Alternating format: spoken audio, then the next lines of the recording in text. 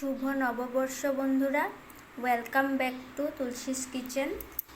নুন, হলুদ, টমেটো, কাঁচা লঙ্কা দিয়ে খাসি মাংসগুলোকে ম্যারিনেট করে রেখেছি। আর এখানে পেঁয়াজ কুচি, পেঁয়াজ বাটা রেখেছি। আজকের দিনে যার যতটুক সামর্থ্য সেইভাবেই সবাই আনন্দ করবে। মনের আনন্দে রান্না করলে অনেক টেস্টি লাগে খেতে।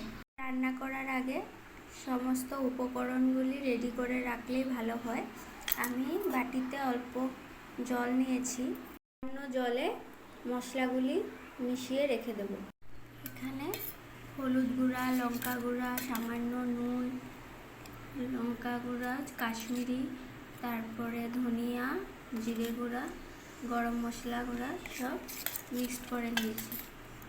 মাংস অ্যাকচুয়ালি গোটা গরম মশলা আর যত কষাবে ততই টেস্ট হবে। কড়াইতে তেল দেওয়ার আগে কড়াইটা গরম করে নিলে ভালো হয়।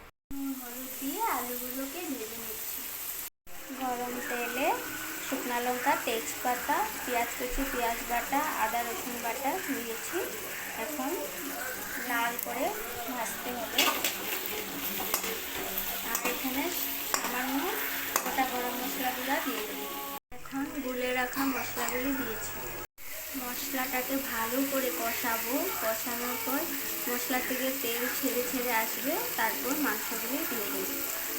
মাংসগুলি দিয়েছি, আলু দিয়েছি। এখন এগুলি ভালো করে কষিয়ে নেব। কষিয়ে গ্যাসটাকে লো ফ্লেমে দিয়ে ঢেকে রাখবো। আধা ঘন্টা মতন কষিয়ে নেব। তারপরে গরম জল দিয়ে ঝোল দেব। গরম জল দিয়ে ঝোল দিলে মাংসতে দারুণ হয় খেতে।